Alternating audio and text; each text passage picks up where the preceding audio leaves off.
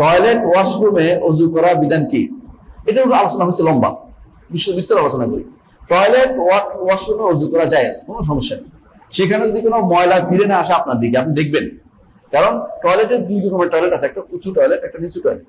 উঁচু টয়লেট গুলো বেশি হাইজেনিক আমার কাছে মনে হয়, আপনাদের কাছে না। আমার তো বুড়ো মানুষ পা বাঁকা করতে পারেনি, তো এগুলি স্বাস্থ্যের জন্য উপকারী এবং বাইরে আসে না, এবং ব্রাশ করলে সব চলে যায়।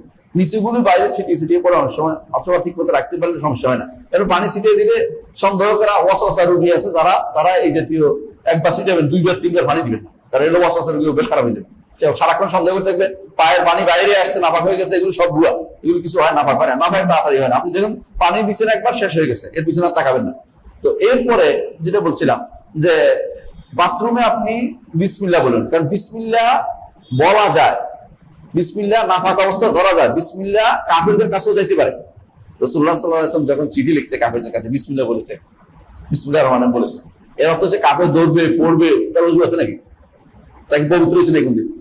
তো তাই আছে বিসমিল্লাহ সব সবার কাছে, বিসমিল্লাহ বলে ওযু করতে কোনো সমস্যা নাই, বাথরুমে বিসমিল্লাহ বলে ওযু করতে কোনো সমস্যা নেই। বিসমিল্লাহর শেষে যেটা আছে সেটা কি? আশহাদু আল্লা ইলাহা ইল্লাল্লাহ ওয়া আশহাদু আন্না মুহাম্মাদার রাসূল, এটা বলতে কোনো সমস্যা, এটা তো কোরআন আয়াত না, কোনো সমস্যাই নেই। তো এটাও পড়া যাবে। নাজায়েজ যারা বলছে কোনো দলিল নেই, নাজায়েজের পক্ষে কোনো দলিল নেই।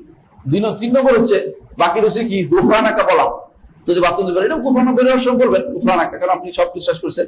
অথবা আপনি যখন দুটোই বলতে পারেন, আপনি যখন কাজ শেষ করছেন, পায়খানা পেশাবের কাজ শেষ করতে, তখন উঠে গুফরানাকা ক্ষমা করে দাও, যেতে এই দৃশ্যটা খুব সুখকর নয়, তারাও কষ্ট হয়েছে এবং দৃশ্যটা খারাপ। আল্লাহ মানে আমি এমন একটা অবস্থা ছিলাম, এটা যে কোনো মানুষ দেখার সুবিধা নেই, আল্লাহ কাছে ক্ষমা চাচ্ছেন যে আল্লাহ যেন ক্ষমা করে দেয়, গুফরানাকা বললেন।